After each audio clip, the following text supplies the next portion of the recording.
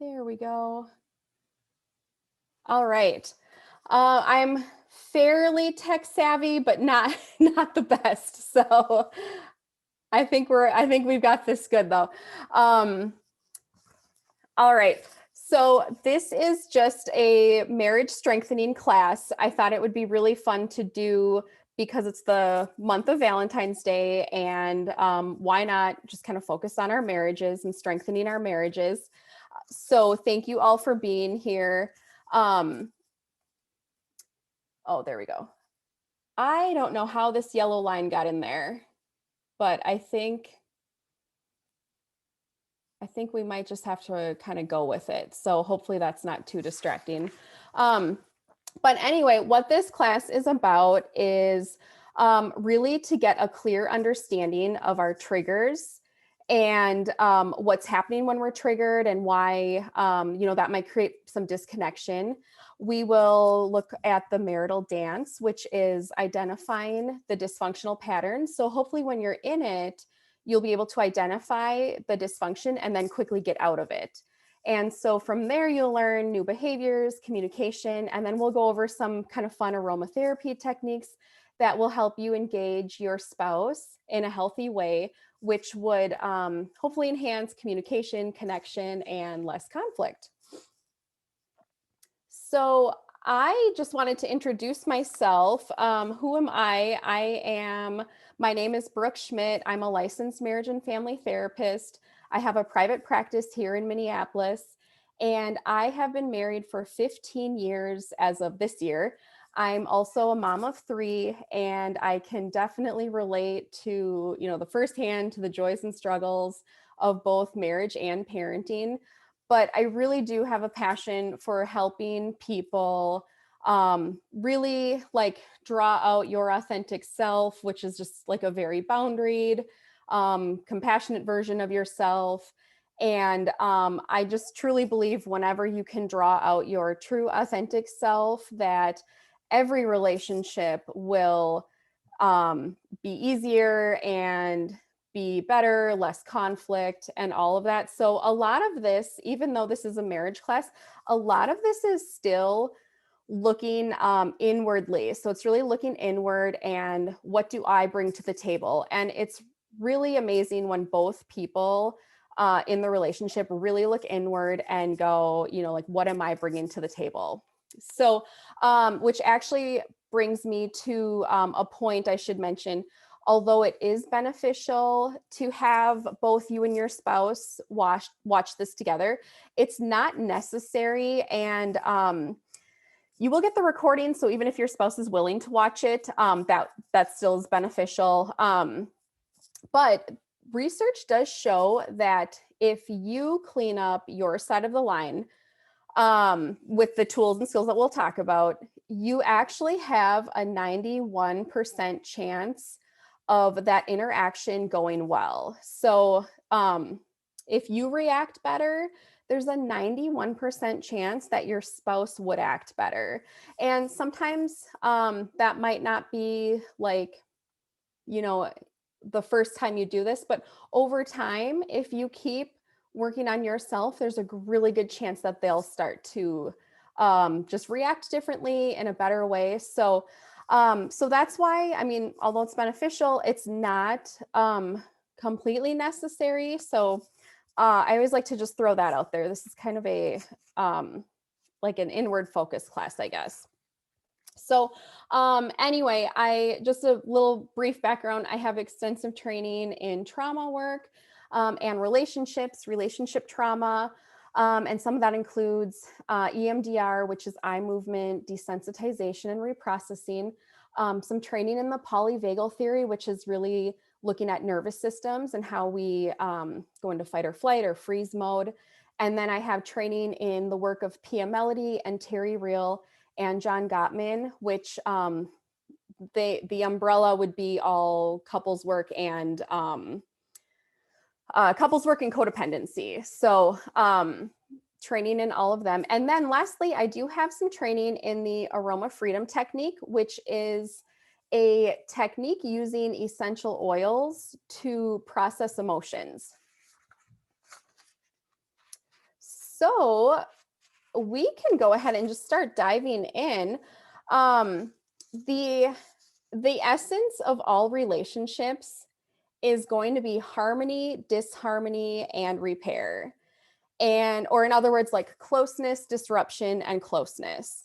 And so, one of the secrets in marriage is that your heart will get broken, and it just happens. We're all human, and we do hurtful things. Often it's unintentionally, but or it could be intentionally, just in the heat of the moment. Although something we might regret later. But our heart will get broken.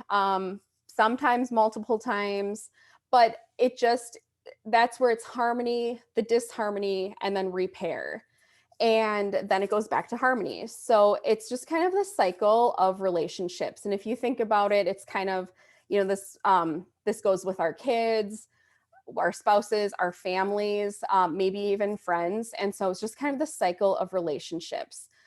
But in a marriage, one of the great challenges is how to move from disharmony to repair. So there's that window in between disharmony and repair that is a very big challenge. And what's actually happening is that our family of origin issues or history is actually playing out in real time, usually during those moments. And so this is where we can get into trouble. And it's also where all the skills really come in. So I should mention too, the trigger, in between that disharmony and repair, it's usually we get triggered. It could be a mild trigger. It could be a really big trigger. And then that part of us gets really overwhelmed. And I'll explain a little bit more of that later. But it's a very overwhelming moment, and then we're overwhelmed, our spouse is overwhelmed, and usually that interaction doesn't go well unless we really bring in some skills. So how we get into trouble is, like I said, that moment between harmony and disharmony. The part where we get really overwhelmed is the problem is we respond from that place. And so the goal is to, in that moment, ask ourselves, which part of me is speaking? So you want to ask yourself, is this the overwhelming part of me that's speaking? Or is this the like functional adult part of me is speaking? So the goal is to get to that place. So in the heat of the moment, which part of me is speaking? I will say, I should have mentioned this in the intro. I personally have been practicing these skills for years, and I'm still practicing them today. It does get easier, but and they work. So it's one of those things that in the heat of the moment, I'm finally at a place after a long time, I'm finally at a place where I literally ask myself, which part of me is speaking and which part of me wants to speak right now. And that's a good thing when you can just in the heat of the moment be aware which part of me is speaking. And we'll go into more of how to get there, but that would be the goal. So here is a breakdown of what that looks like.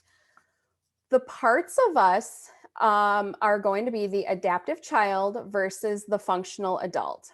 And so the functional adult is going to be the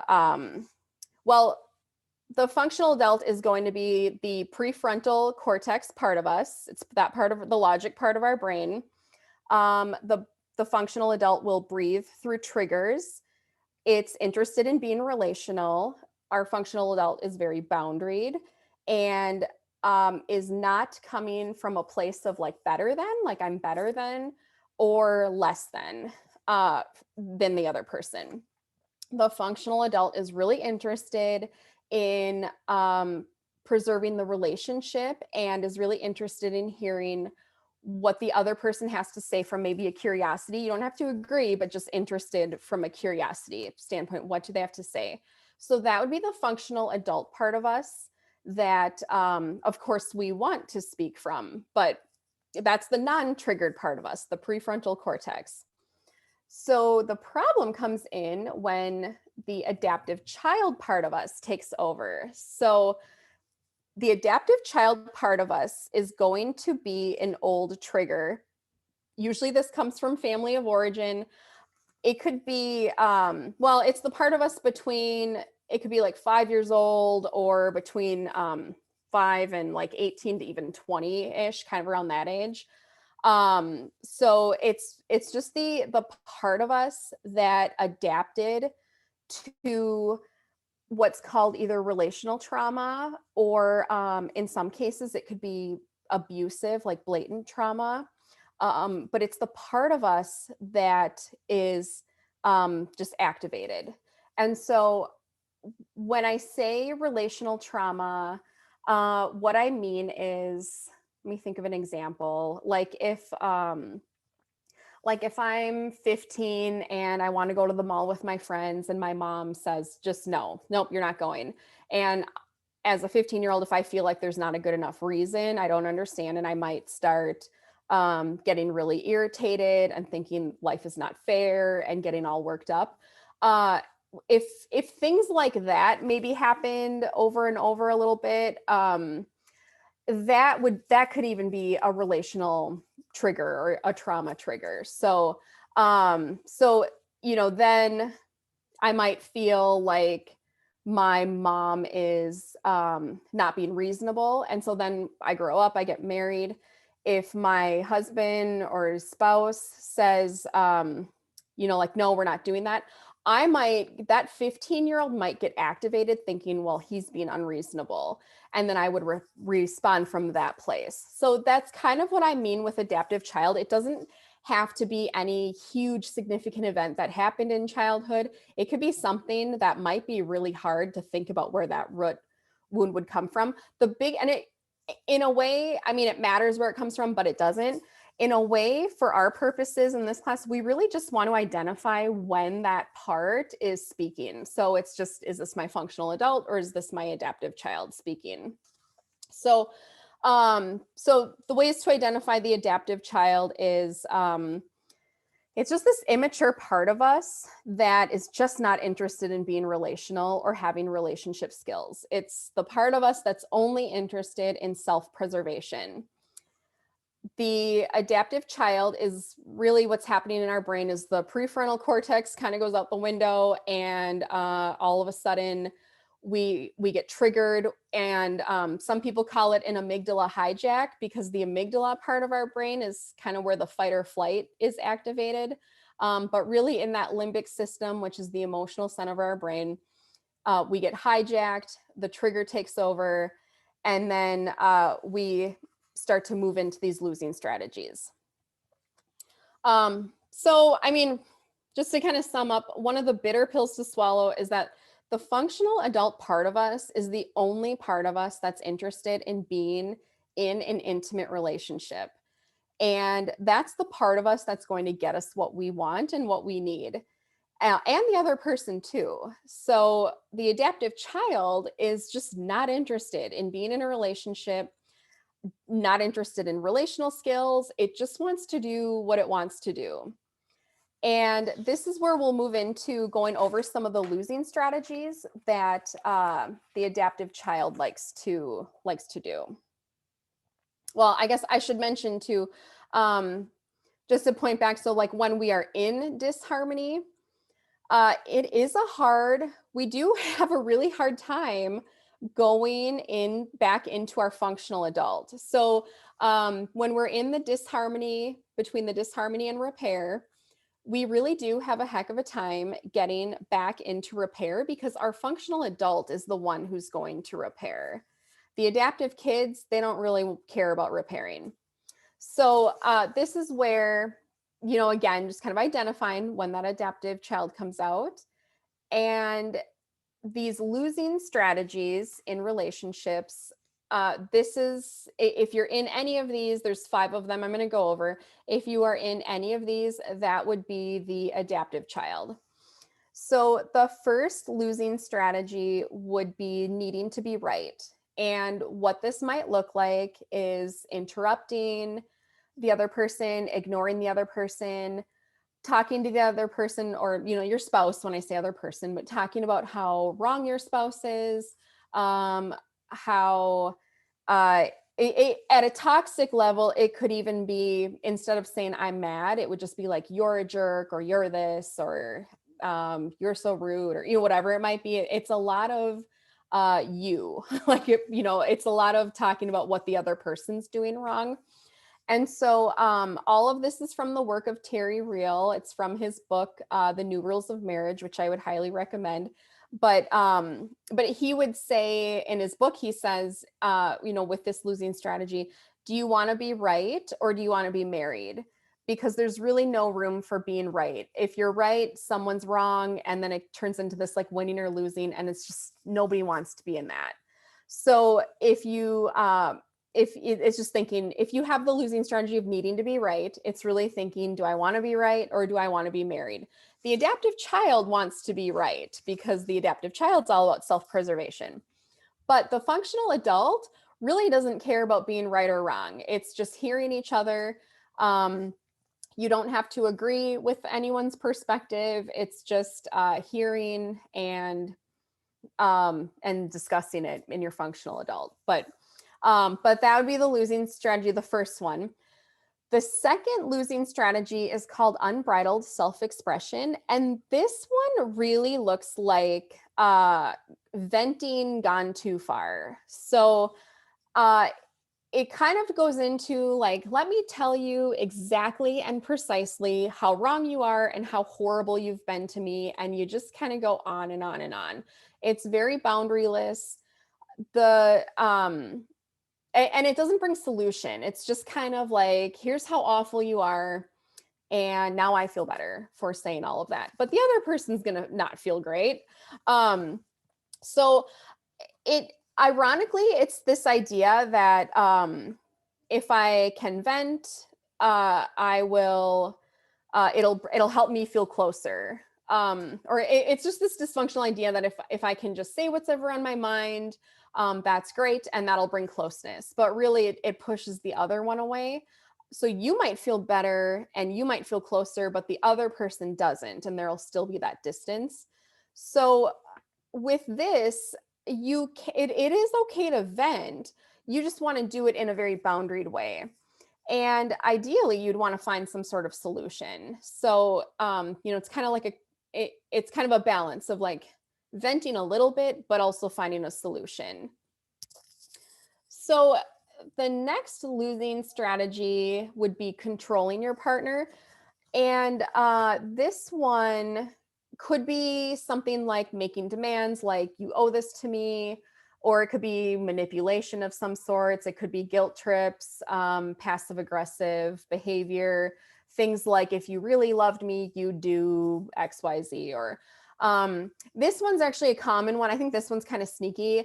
It's this idea that I'd be happy if you'd only, whatever that might be. And it's really like you are only in control of your own happiness. Nobody can make you happy, or nobody has like that kind of power over your feelings. So it's just this idea that like, I would only be happy if they would do blah blah blah. I would be happy if they spent more time with me, or whatever it might be. But it's really the other person just feels like they're being controlled, whether it blatantly feels like that or not. It just feels like you're being controlled. You can always ask requests though, like that would be different, and we'll get into that when we talk about the winning strategies. But it's just kind of recognizing these little, like, controlling can be kind of blatant, or it could be a little more, show up a little more sneaky. But at any rate, that would be your adaptive kid coming out, wanting, that self-preservation, wanting to feel better. Next losing strategy would be retaliation. And this is kind of the mindset of, I don't get mad, I get even. And you really just want to get back at your spouse so they feel what you feel. It's kind of like payback, revenge, or punishing. But this can be direct or indirect. So in direct retaliation, you say or do something nasty, which could look like, like, oh, you think I'm mean? Well, everyone says that you're mean, and people wouldn't even be friends with you if it weren't for me, or, something like that. That's just an example. Now, indirect retaliation is when you don't say or do something that you should. So it could be like, like, oh, honey, did you have fun on our date last night? And the reply might be like, it was okay. That, that's just kind of mean spirited in a way. So like the first one would be mean. The second one would be mean spirited. So like direct retaliation would just be kind of mean. And then the indirect retaliation is just kind of mean spirited. So, so hopefully that makes sense. Last losing strategy would be withdrawal. And withdrawal is just kind of what it says. It's just kind of the walled off. Stereotypically, husbands tend to fall in the withdrawal. Women tend to fall into the controlling your partner ones. But of course, this isn't gender specific. We can be any of them. But withdrawal is, well, I should say, when withdrawal is meant to be punishing, it kind of overlaps with like passive aggressive retaliation, which could be like a form of stubbornness. Like, I'll show him or her, I'm not going to talk to them for days, or I'm going to withhold, whatever. Withdrawal, though, is different than responsible, like, distance taking. So withdrawal is just kind of I'm just gonna wall off, like, forget them. But the thing is, when we get triggered, John Gottman, who's a couples researcher, says if our heart rates get to be above 100 beats per minute, it's literally, like, physically, because we're in fight or flight mode, it's impossible to have a conversation go well.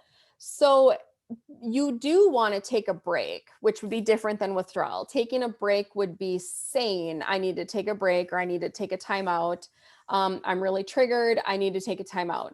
And then in that timeout, both people would, there'd be boundaries around it. So both people would know, okay, you need a break. And then in that break, you specifically work on calming yourself down. And the break ideally would be about 15 minutes, but if you still need more time, you just check in with each other. I need more time. And then you don't want to go longer than 24 hours really without addressing whatever it was. So it's just a way to keep it boundaried where you're not brushing things under the rug, and yet you're still getting some of the space that you need. So hopefully that makes sense. But let's kind of go into what this looks like. So this is the marital dance. And this is back when I mentioned if you do something different on your side of the line, there's a 91% chance the other person will respond differently. This is kind of how that looks. So the marital dance is also known as the more the more. The more she does X, the more he does Y. The more he does Y, the more she does X. So so let's just say, like, she gets triggered. I've also used allergy as another word for trigger. This is actually an old graphic I had, but an allergy is just kind of something, it's kind of the same thing as a trigger. Like if we have an allergy to something, we're going to have an attack, like an allergy attack. So so just kind of think about that like a same thing as a trigger. When we're allergic to something, if our spouse does something we just do not like, we're going to get triggered or have an allergy to it. So let's say, she gets triggered, and or I guess I could back up a second too. The pursuer distancer stance is one of the more common ones, but I'm only using this as an example. It could be pursuer pursuer. It could be distancer distancer. I'm just using pursuer distancer as a way to use this as an example, and it is fairly common, but it could be anything. So it's really just knowing, what do I do that triggers a reaction in my spouse, and then what do they do that continues the same trigger in me. So anyway, just to kind of explain this in an example form, let's say she gets triggered because they were in the middle of a conversation and then he just walks away into the other room. So she gets triggered, and her reaction tendency, if you go down the figure eight, her reaction tendency when she's triggered is to follow him and maybe use one of the unbridled self-expression losing strategies, or maybe the needing to be right or something like that. And she just keeps kind of telling him how wrong he is. I can't believe you're walking away, yada yada yada. Now he gets triggered because she's kind of following him. So he gets triggered, and then his reaction tendency when he's triggered is to just keep shutting down. So so now we're down the other side of the figure eight. So now he keeps shutting down more. And then she's getting more annoyed because he keeps shutting down. And so she's getting louder now and pursuing him more. And so it just turns into this like vicious figure eight cycle. The more she pursues, the more he distances. But the more he distances, the more she pursues, and then so on and so on. So the goal here is to recognize when you get triggered, knowing that, okay, this is my adaptive child getting triggered, but a way to get your functional adult on board would be to breathe into that and then change your reaction tendency. So if we, for example, were to use the same the same figure eight, let's say she got triggered again because he walked out of the room. Now, let's say she didn't follow him and didn't say anything, waited maybe 15 minutes, and then 15 minutes later, she goes up to him and says something like, you know what? I didn't like how that conversation went. And you could own your side of the line. Like, you know what? I did X, Y, and Z. I shouldn't have done that. And she could even say something like, when you walked away, I noticed myself getting triggered, and I'm wondering if we could talk about things now. So that would be that 91% chance. If she approaches him that way, there's a 91% chance that he would engage with her and maybe the conversation would go well. So that's kind of how that would look. If you just change your reaction tendency. Now, on the flip side, it could be, she gets triggered, he walks away, she follows him. If he changed his reaction tendency and started engaging by, just saying something, that would tone her down too. So it's either person, as long as either person changes the reaction tendency, there's a good chance that the other one would follow. They may not, but there's a good chance that they would. So that's kind of how that looks like, or how that looks in action. So that's all the adaptive child, functional adult part, the awareness of what's going on. Now we're going to talk about like where the skills and tools come in. And so this is going to be like your roadmap out of that conflict. We're going to go over some of the winning strategies. We will talk about a little bit deeper understanding of the adaptive child, functional adult. And then we'll talk about just the really cool thing about aromatherapy and how that can help with regulating the nervous system. So the winning strategies are going to be your roadmap out. And the first two, there's 5 of them. The first 2 winning strategies are going to help you get what you need. So this would be you speaking out, or you kind of saying what you're needing. So the first one would be shifting from a complaint to a request. And this is where this is a really interesting one, because I don't know why, but people tend to be conditioned to complain. And I notice this in my kids too. They're constantly complaining about what they don't get. So it might just kind of start from childhood, but and then if no one corrects it, you just kind of talk a lot about what you don't get, complaining what you don't get. And it could look something like, complaining would be like, oh, you're always spending too much money, or you always watch TV, you never spend time with me. It's sort of the, you always do this, you never do that, or those types of things. And it's just a lot of complaining about what we don't get.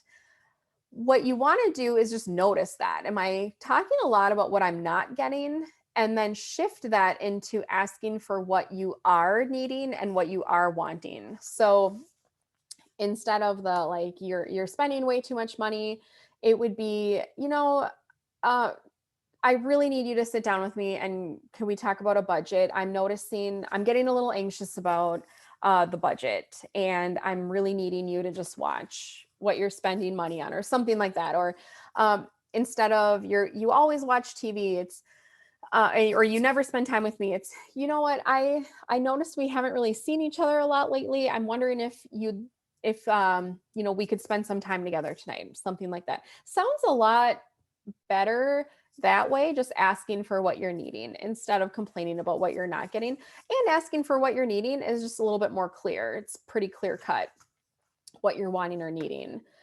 People usually have, if you're complaining about what you're not getting, people kind of have to guess what you're wanting, or they might just kind of shut down. So that'd be the first winning strategy, shifting from a complaint to a request. And then the second winning strategy would be just how to approach a conversation, or how to approach something. So it's speaking with love and savvy. And so this is actually a 4-step process. But the first part of this, though, really is you want to be in your functional adult. So you don't want to do this if your adaptive child is activated. You want your functional adult to, and the way you would know that would be, I need to say something to my spouse, and I'm feeling pretty good. I'm wanting a solution. I'm wanting a good outcome. So you're kind of just coming from that place. That's how you know your functional adult is on board. So you would go up to your spouse and you would state the facts, just like a video camera ran footage. So if my husband came home and he just kind of came home from work, didn't really say anything to us, and just kind of went off on his own, I would go up to him. So I guess what a lot of people would do is they would go up to them and say, like, what's your problem? What's wrong? If you were to state the facts like a video camera and footage, I would go up to him and I would say, hey, I noticed you came in, you didn't really say much.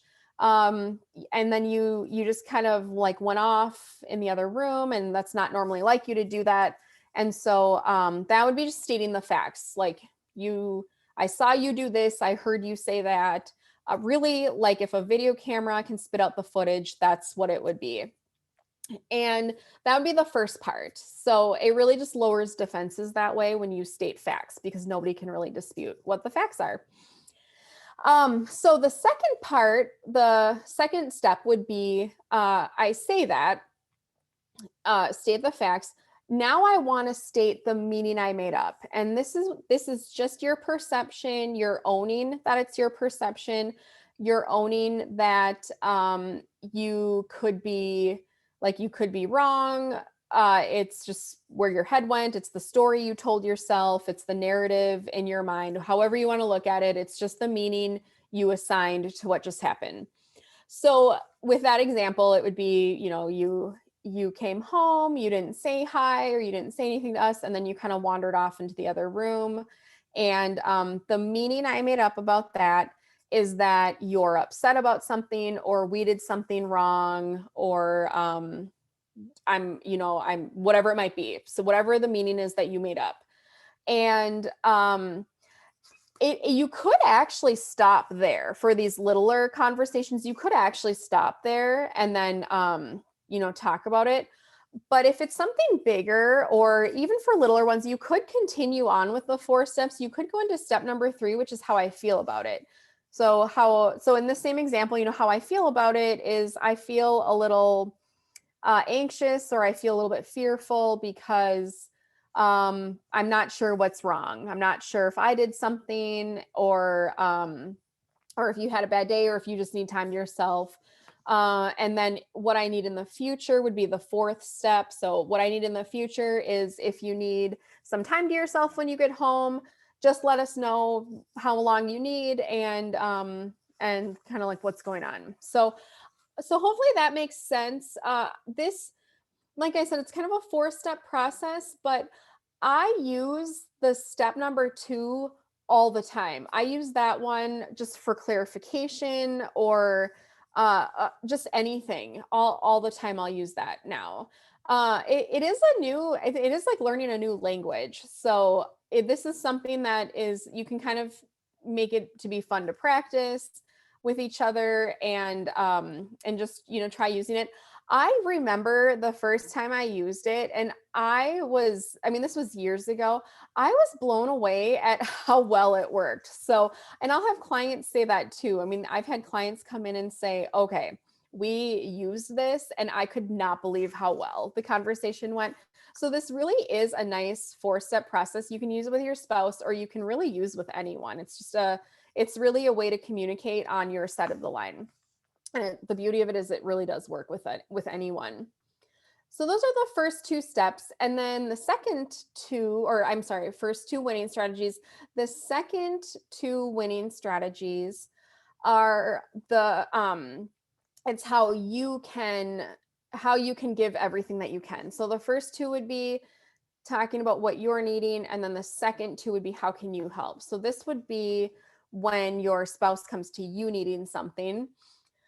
Responding with generosity. So this is where and this is really hard to do in the moment. This really does take a lot of practice, because our adaptive kids get in the way, and they're like, they really want to defend themselves, um, or cut people off, and just want to say what our side is. But responding with generosity is where you set your own agenda aside and you just listen to the other person. You hold back any defenses, and like I said, this is really hard. You'll feel you'll feel your agenda wanting to say your agenda, or you'll feel these defenses come up, but you just remember to listen, and keep your functional adult there, and just validate and be helpful, and know that you will get a chance to say whatever it is you're needing to say. You're just going to do it later. So that'd be that one. And then the fourth one would be empowering each other. So this is kind of where you could get into like, how can I, like, if I have a need, how can I help you give me that need? So it's empowering each other. If I have a request, how can you help the other person out so that they can meet your need or request? And an example of that could be something like, if I mean, this is kind of a lighter, silly example, but it could just be something like, if I say to my husband, I would really like to spend more time with you at night. He might say, that'd be great. Um, would you then be willing to put your phone away? Because I've noticed the last couple of times we um, spend some time at night together, you were on your phone or computer a lot. And so I would love to spend more time with you, if you'd be willing to just put your phone away, or something like that. So it's sort of like, I do want to do that for you. And it would also be helpful to me if you could do blah, blah, blah, whatever that might be. So that's kind of how you can empower each other. The last winning strategy is really like an overall big picture. It's one that will help you like grow and sustain and honor what you have. It's the last winning strategy is cherishing the overall big picture.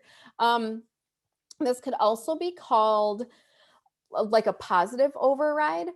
A lot of times what happens is, I think it's just our human nature, our ego or our adaptive kids get in the way. We're in this self-preservation, and we tend to see the things that um are maybe going wrong, or like if we're under stress, if I come home from a stressful day and I come home and let's say my husband was with the kids and I notice like the dishes aren't done, the kids aren't in bed or things like that. Like I might get irritated and be like, why didn't he get the dishes done? Why are the kids not in bed? What have they been doing all night? I might go down that road. That would be called a negative override. But a positive override would be that same scenario, but me coming in going, once I notice my head going down the negative road, I'd have to stop myself and go, well, wait a minute. The dishes aren't done. The kids aren't in bed.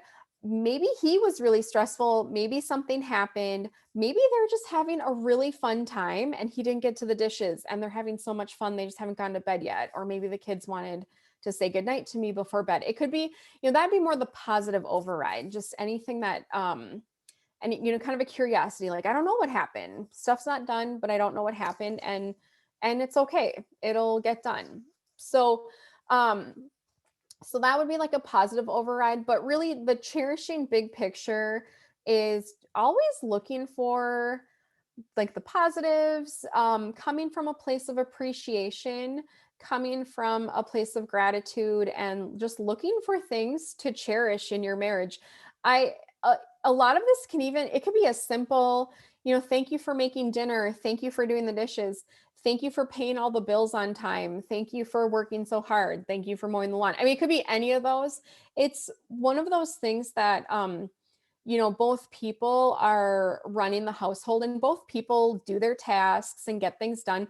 And I've had couples say, I just feel like I shouldn't have to say thank you for a job that you should be doing anyway. But that's the adaptive kid talking. The functional adult would say, sure, I can thank you for that. And if we get thanked for doing things we would do anyway, everyone loves being thanked for things or feeling appreciated. So it's really just looking for, kind of sustaining what you have by just doing all of those looking for any little cherishing moment.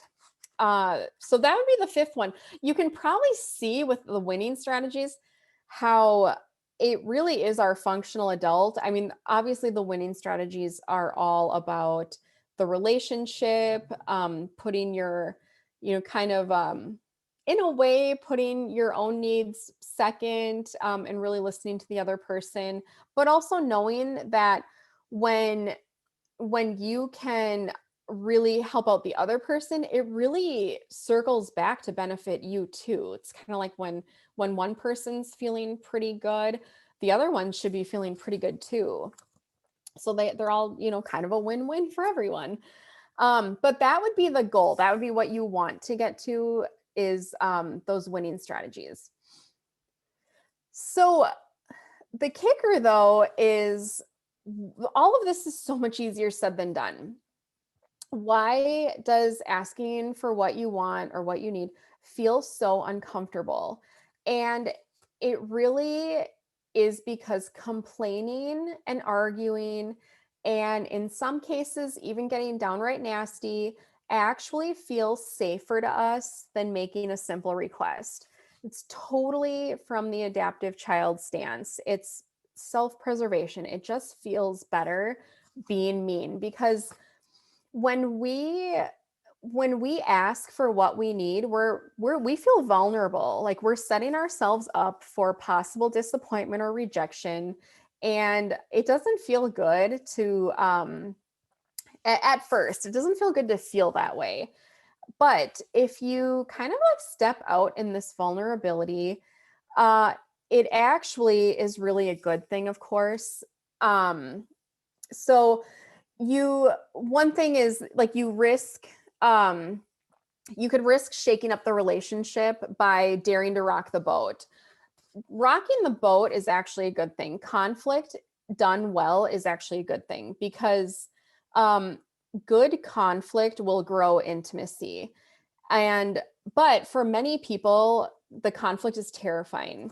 And so it's just kind of keeping all of this in mind, that we tend to fear losing connection with conflict.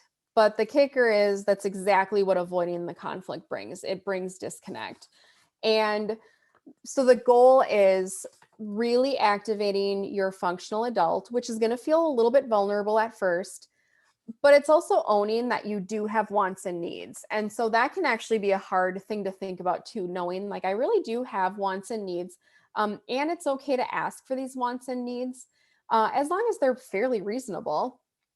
Um, and I'm sure they are, even if, most people who feel like they don't want to ask for wants and needs, usually their wants and needs are very reasonable and very basic. So just knowing that, and then knowing, yes, if I ask for a want or a need, I do risk possible disappointment or rejection, but our functional adults can handle it. We are still going to be okay if we get a little disappointed or even feel a little bit of rejection, because the rejection would be the adaptive kid part getting triggered. And so it's just kind of knowing like, oh, that part hurt. Um, that part got triggered, and I'm going to get my functional adult back on board. And I will be okay. No matter what, I will be okay. And so it's kind of looking at that. Now, of course, I should mention too, these all of the skills I'm talking about, they they wouldn't apply if there's I probably should have said this in the beginning. If there is active abuse going on, or like an active addiction, or if there could even be like a mental health concern, like kind of a significant mental health concern that's not being dealt with, these skills probably would not work in those cases. So there are certain situations that these skills would not work in, but just a general like um general relationship where you feel like you're disconnected, maybe even feeling like roommates, these skills, you use these skills and you should see some, I should say, use these skills consistently and you should see a difference. So now we'll just go into like why aromatherapy. And this is just one of the, I just thought this thing was so cool when I first learned um, this about aromatherapy, is just how our sense of smell is, or how the limbic system is really activated through our sense of smell. So with aroma, and I'll explain a little bit more about that, um, but with aromatherapy, our adaptive child gets triggered, our amygdala gets hijacked, we're completely in the limbic system of our brain. And essential oils have this amazing ability to directly access the limbic system through our sense of smell. And so I believe this, I've used it firsthand. The combination of skills and essential oils is a really cool, powerful blend. And so with aromatherapy, our sense of smell is the first to develop in the womb. And at an early age, it connects us to feelings of safety, comfort, and joy. And so you can think of that like a baby being able to smell their mom's presence. Like newborn babies. I mean, if they have not been by their mom in a while, they can get a little fussy. And the second they get with their mom and they smell their mom, they're okay. And so when you inhale pure and unadulterated essential oils, it activates the limbic system, the emotional center of our brain. And so, for example, if you inhale an essential oil that has a calming effect, like lavender or peace and calming, um, it will actually it'll affect your brain by it'll actually start to create like neurochemicals that are sent through the body, telling your body to relax. And so this is a little bit scientific now, but another kind of fun thing about essential oils is that they're very high, or any essential oil that's high in sesquiterpenes, which is a component of the oil. Higher oils in oils that are higher in sesquiterpenes will serve to oxygenate the brain and through the limbic system. And with more oxygen in your brain will be more alert and less stressed. And so that is where, when we notice our adaptive child getting triggered, if we can, take that time out, or really, like when we notice, okay, I'm triggered, if we can even reach for, essential oils and just really Get some calming oils like lavender, peace and calming, frankincense, even cedarwood. Um, all of those will really help kind of like get the amygdala a little bit more recalibrated. So, aromatherapy, taking a walk, journaling, all of those things together can really help get our functional adult back on board. And so I do want to mention that, I mean, I think most people on this call probably know that I'm the brand that I stand behind is Young Living. And so I stand behind them because I have visited their farms. I see how they distill the oils. I see how pure they are. And I know how intricate their distillation processes are or practices are. And so that is really important for getting the right formulation in place, especially if you're using essential oils to support your body or emotions. And for more information on that, you can visit seed2seal.com and you can, read more about that. But when I talk about how, I use the oils and use it to really help kind of simmer down my adaptive child, the only oils that I'm talking about is all the Young Living oils. So I can't speak to any other brand. You just want to do a lot of your own, do your own research on any other brand of oils and just make sure they're all pure and unadulterated. So like I said, personally, I found that combining therapies, therapeutic skills, and essential oils has just been a really cool and powerful combination. So well, I shouldn't say lastly, almost lastly. I decided not to go into specific oil blends because I do have a free Marriage Sense ebook that I wrote. I think maybe a year and a half last year or a year and a half ago. But I have a free book, a free ebook. You can get it through this bit.ly link.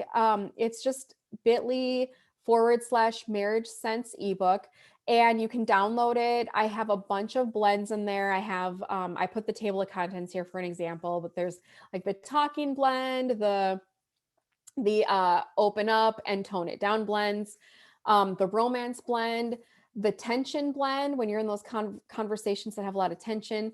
And then just for fun, because this one's really common, is the walled off husband blend and the assertive wife blends.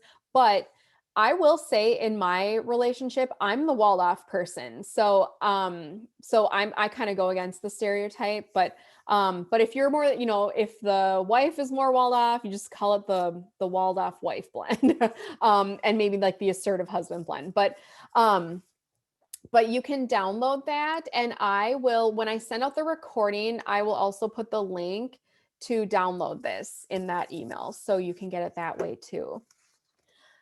So lastly, just to recap, just to go over, this is probably the most important part, because again, every relationship is going to be all about harmony, disharmony, and then repair.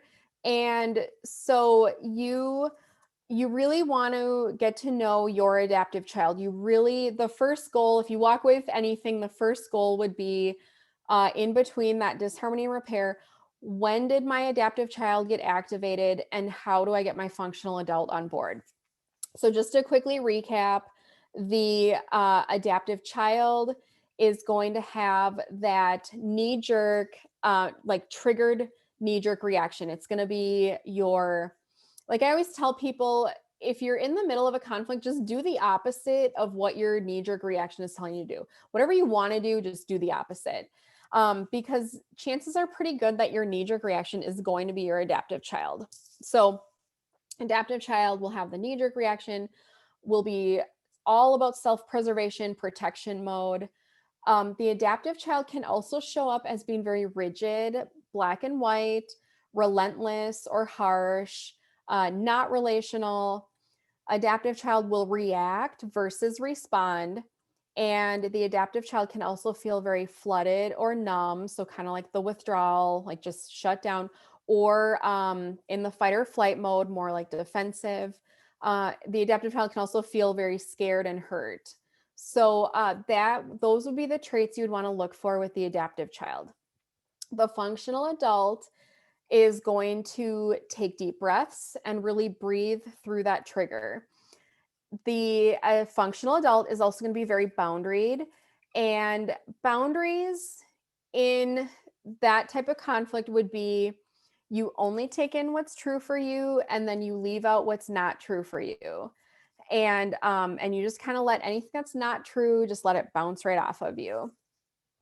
And then the functional adult will really just tolerate the trigger and explore more deeply, like what emotions and maybe vulnerability, what was that wound that got triggered. So if I get triggered, it's really getting curious, like, why did I get triggered? Where could that have come from?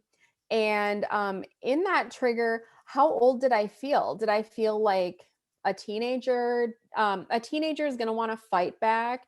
Or did I feel younger? Did I feel maybe like 5, 6, or 7 where I just wanted to like run and hide? So it's just kind of tolerating the trigger and then getting really curious about it. Like what part of me did get triggered? How old did that feel? And then the functional adult will respond versus react. The functional adult will be very flexible, humble, forgiving, and relaxed. And the last part too is that it can be you don't want to like shove your adaptive child away. You actually do want to honor that part and just honor the adaptive child by saying like, the adaptive child really got us through some hard stuff growing up, and a lot of things maybe weren't fair growing up, and I get why my adaptive child thinks things aren't fair right now, but I'm going to take over. My functional adult can handle this. My adaptive child can relax, and the adaptive kid part of me does not need to take over. And so it's kind of just doing some of that self-talk at just, like, it's okay, you got us through then, and I'll take over now. My functional adult, I'll handle this.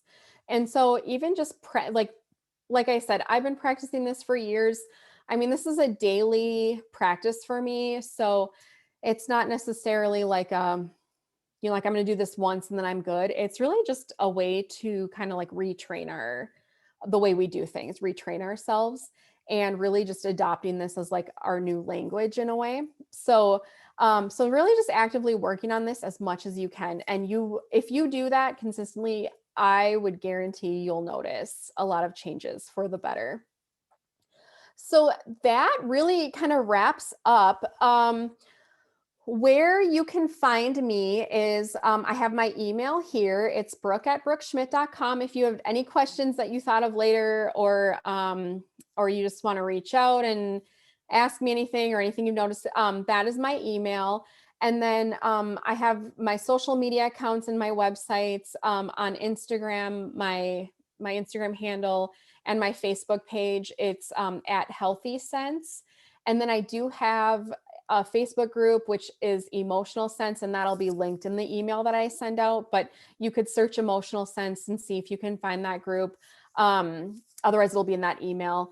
And then I do have a website, which is my Oils and Emotions website, where I have like a blog and things on that site. To be honest, it's mostly the same stuff on Instagram. It's just, I know not everyone's on Instagram, so I just have a website for like blogging content. And then my private practice, just in case anyone was interested, my private practice website is aerotherapymn.com. And so you can find me at any of those places. Now, the last two things I wanted to bring up is I'm sure someone is like, okay, how can I get my hands on those oils?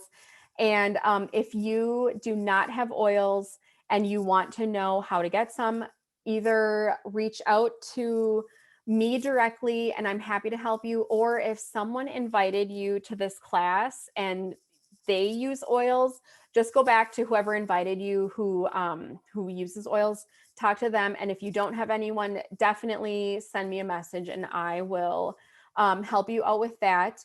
And then if you did like what you saw, I part of what prompted me to do this class is here in Minneapolis, so many therapists are booked.